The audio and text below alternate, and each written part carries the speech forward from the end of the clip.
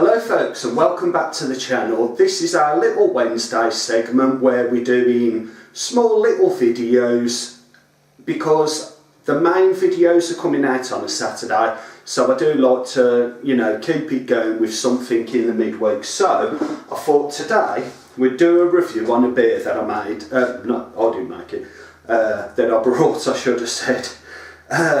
Basically, my local supermarket, it's a big one. And if I go on their website, it's got loads of different beers, etc, etc. And I've been looking for porters to try for probably a couple of months now. And I keep popping back because they have new stuff in. And I've asked a couple of the staff in there and they've never got them. They've got whole sections full of different beers and spirits, etc. But they never have the porters in there. But anyway, I had a look on the website before going shopping.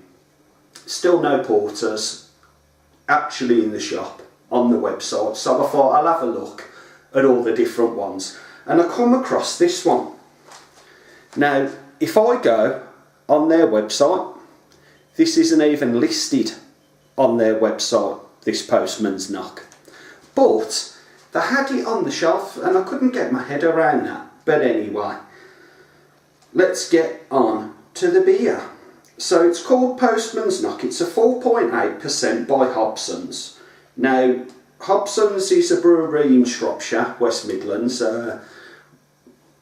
It's a rich ruby porter, Cleobury, Mortimer, Shropshire. So that must be the area in which it's brewed. Alcohol 4.8%, 500ml. Right, Postman's Knock. Returning from World War I suffered from the effects of poison gas novelist Simon Evans settled in Cleobury, Mortimer, home to Hobsons. He decided to become a postman. His daily 18-mile round proved the perfect way to recuperate and draw inspiration for his witty short stories. Right, so it's based on a real person now. Postman's Knock is a rich ruby porter combining vanilla chocolate malt, a beer with an intelligent blend of complex ingredients, a little like Hobson's really. Contains wheat and barley. Postman's Knock is a bottle conditioned beer, so might have a bit of sediment in the bottom. Best before 17th of June 2018. Store upright, pour carefully and serve cold. And there's also another added little sticker thing on here. Don't know if you can see it, that grey one. Yeah. So it says style, it's a strong mild, ABV 4.8, ruby colour, chocolate and spicy smell. Taste is vanilla and treacle. It's got 2.5 out of 5 for bitterness and 3.5 out of 5 for sweetness. So, do you know what? Let's get this open, man, because I am thirsty. So it's got some sort of thing around the bloody top. Do you know what? There we go. Whoa. That is going for it. Fuck now. Okay. Let's just pour it out. Do you know what? I didn't shake that up or nothing. Sorry if there's any ladies or children watching with the special effects on my colourful language. That is an unusual bottle cap. I mean, that's got a lot of carbonation in it for it to do that, because it wasn't shaking around or anything. But there's your bottle cap top. Give you a little look at that. I mean, the head is pretty non-existent. Let's pour the rest of this off.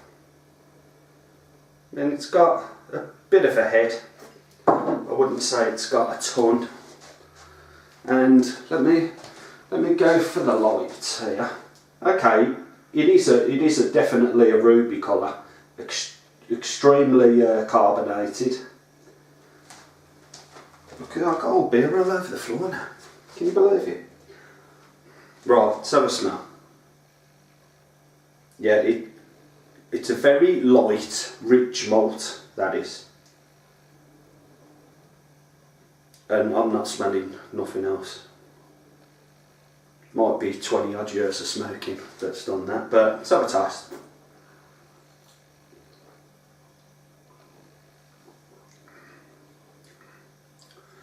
Definitely mild bitter.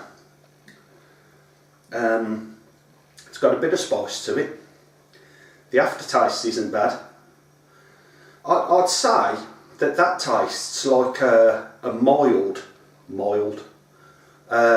or a mild bitter. That's what comes to mind with this one.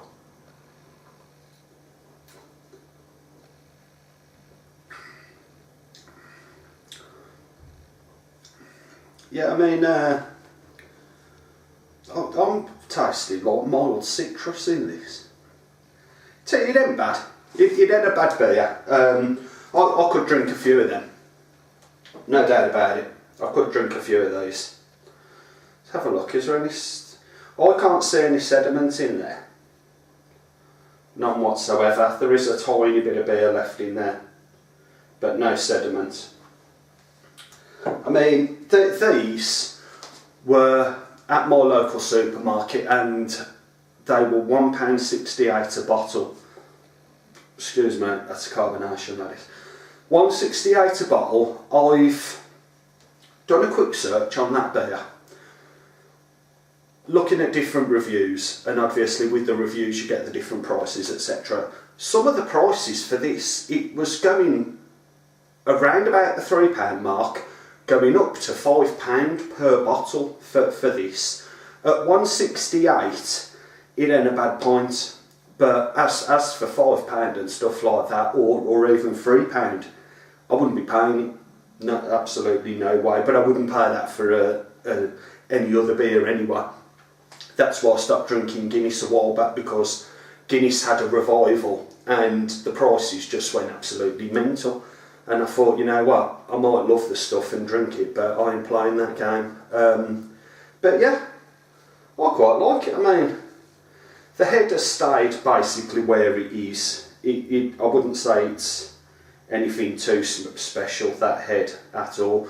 The body ain't bad on the beer, it's nice.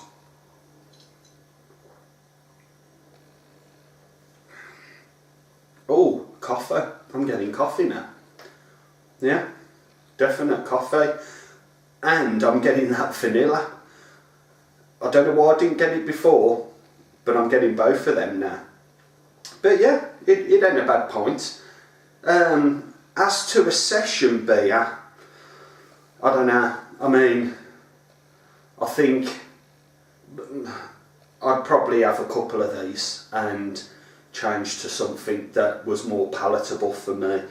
But as beers go, it isn't a bad one. I might get it again, but if I do, it'd only be a couple of pints of it. You know, I wouldn't be rolling out buying 10 of them and necking them all in one session. But yeah, I mean, while I was there at the shops, I've got a local Wilkinson's there as well, where I get a lot of my homebrew. Excuse me, I think I've got a bloody cold coming. Where I get a lot of my homebrew stuff, because it's convenient and it's cheap. I mean, if I go to a homebrew shop, my nearest one is nearly 18 miles away, and I live in Birmingham. It's a large city, but there's bugger all here. You know, there was one not far away, but apparently that's closed down. From what I've seen of pictures on the internet and stuff like that. But I mean, the Wilkinsons, Wilco's, I always call it Wilkinsons because that's what it used to be called. The Wilco by mine, it's literally 3 minutes up the road at the shopping centre, so you know, it's very convenient. But what I did know, I mean, it's the 22nd of July now. About a week ago, I went in there and I can't remember what I went to buy. It was nothing to do with homebrew. It was some DIY stuff. But I noticed all the Cooper's kits had been reduced. the Cooper's Beer Enhancers and Beer Enhancer 2, all of the Cooper stuff was basically reduced. So I brought everything. I brought all of the Cooper's kits. I brought all of the Brew Beer Enhancers. I was speaking to some people last night on the internet. Oh, I forgot. Cheers, folks.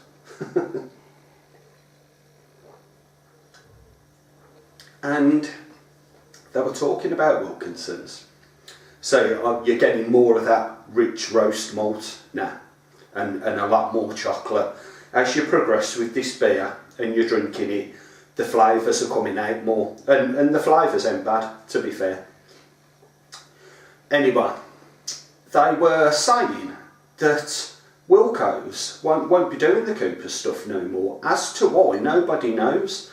Whether they're trying to promote their own range, even more so, I don't know. I mean, because their basic kits are £12, which it's a middle of the road, but it still isn't cheap. I mean, personally, I think they're worth £8 to £10, even though I've done the Wilco's kits and I've had spectacular results in my own point of view. The beer is nice. It's very, very nice. I've got a load more in the fridge and I'm going to be drinking them after this video. They're worth what they're worth, a tenner. It's an own brand beer kit. As to why they're phasing out the Cooper stuff, because I think it was £12 and £14 for the kit, and it's, from what I've heard of other people, it's supposed to be a superior brew that you're getting from the Cooper's kits. I mean, the Woodford's range, they were at £16 for at least a couple of months. Now they've put the price up to them to £22. Whether it was a sale thing, I don't know, but it was a bloody long sale, because every time I went on the website there was 16 quid for a 2-can kit. But the Cooper's stuff, it's non-existent now. I don't know what. I don't think they're going to be selling the Cooper's stuff anymore, personally. I think it's a marketing strategy that they've gone for, where they're trying to put their kits forward. But even so, they haven't dropped the price of them. Or what they used to do was, you buy the beer kit, you'd get the brewing sugar for free, which is fair enough, because that was £2, £2.50.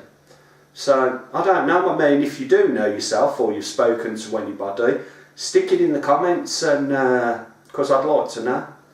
But anyway, I've moved on to other things, as I normally do, and started waffling on.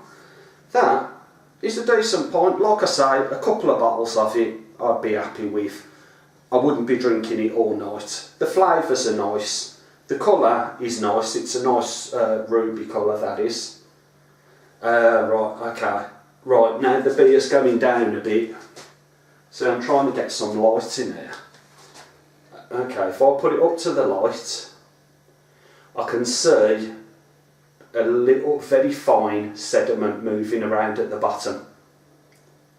But I ain't fussed about that. The sediment ain't going to do me no harm, and in a couple of hours' time, I wouldn't care less what was in it. You could pop somebody's glass eye in there, and I'd still be drinking it. So, cheers, folks.